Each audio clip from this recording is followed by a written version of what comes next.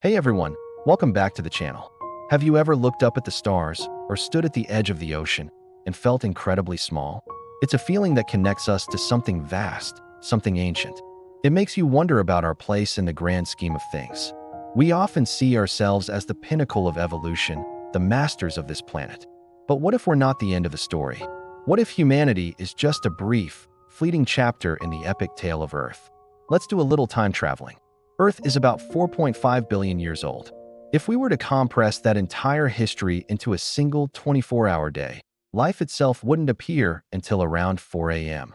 The dinosaurs would roam from about 10:40 p.m. until 11:41 p.m. And humanity? Our entire species, Homo sapiens, would appear at just 2 seconds to midnight. All of our recorded history, the pyramids, the empires, the internet, everything, happens in the blink of an eye before the clock strikes 12. When you think about it like that, it's pretty humbling, isn't it? We've built incredible civilizations and reshaped the planet in our short time here. We've split the atom, walked on the moon, and connected the globe with a web of information. We see ourselves as permanent fixtures, but the Earth has seen countless species rise and fall. The dinosaurs ruled for 165 million years. That's more than 500 times longer than modern humans have even existed. Before them, other dominant life forms thrived in alien-looking oceans and strange, foggy landscapes. The planet has gone through ice ages, massive volcanic eruptions, and asteroid impacts. It has been a world of giant insects and a world of sprawling fern forests. Each era had its stars, its dominant species, and each era eventually came to an end. So, it's not a stretch to imagine that our time, too, will pass. This isn't about doom and gloom. It's a thought experiment. What would a post-human world look like? Let's fast forward. Imagine we're gone. Maybe we left for the stars, or maybe we just faded away. What happens next? In the first few days and weeks, the world would get eerily quiet. The constant hum of traffic, factories, and air conditioning would cease.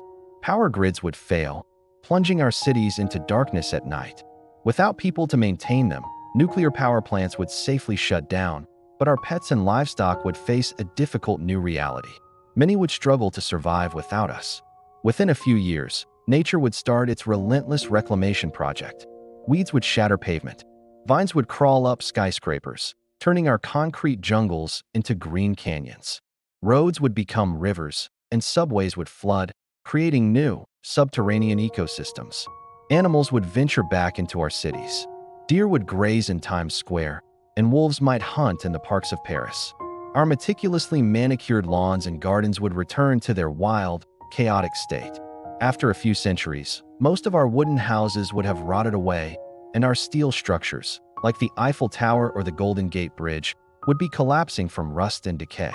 Without maintenance, dams would burst, reshaping landscapes and restoring ancient riverbeds. The world would start to look a lot more like it did before we arrived. The air and water would become cleaner as pollutants slowly break down and wash away. 1,000 years from now, very little evidence of our urban civilization would be visible to the naked eye. You might find the odd ruin, a mound of earth that was once a skyscraper, but most of our cities would be buried under soil and vegetation. Our great monuments, like the pyramids or Mount Rushmore, are made of stone, so they'd last much longer, perhaps for tens of thousands of years. They would stand as silent, enigmatic markers of a lost civilization, much like we view ancient ruins today. Future intelligent species might stumble upon them and wonder, who built these? And where did they go? What about our legacy? Well, our impact on the planet would endure for millions of years. The plastics we've created could fossilize, forming a distinct layer in the rock strata, a signature of the Anthropocene, the age of humans. Our mass extinctions would permanently alter the course of evolution. But life is resilient. In the absence of humanity, evolution would take new and unpredictable turns. New species would evolve to fill the niches we left empty. What might they look like? Perhaps intelligent octopuses would build cities in the deep sea. Maybe raccoons or crows, known for their cleverness, would develop more advanced tool use and complex societies. The planet wouldn't be empty. It would just be different. Life would continue, embarking on a new chapter without us. This thought experiment isn't meant to be depressing. In fact, it can be incredibly liberating. It reminds us that we are part of a much larger, ongoing story. We are temporary custodians of this beautiful planet, not its owners. It puts our daily worries and conflicts into perspective. The universe doesn't revolve around us, and that's okay. But it also gives our actions immense meaning. We are living in that 2 seconds to midnight. We are the only species we know of that can consciously understand its own impact. We can look at the geological clock and see where we are. This awareness gives us a unique responsibility. We have the power to decide what our legacy will be. Will we be a destructive flash in the pan, a geological scar remembered only by a layer of plastic and fossilized bones? Or can we be something more? Can we learn to be wise stewards? Can we build a civilization that works with nature, not against it?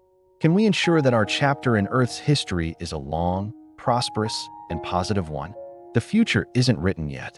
We are writing it, right now, with every choice we make.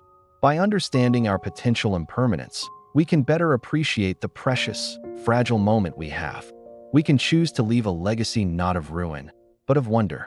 A legacy that makes whatever comes next proud to have shared a planet with us. What do you think? What kind of legacy should humanity strive to leave behind? Let me know your thoughts in the comments below. It's a huge topic, and I'd love to hear your perspective. Thanks for watching and spending this time with me. If you enjoyed this journey through deep time, please consider liking the video and subscribing to the channel for more explorations into the biggest questions of our universe. It really helps us out. Until next time, stay curious.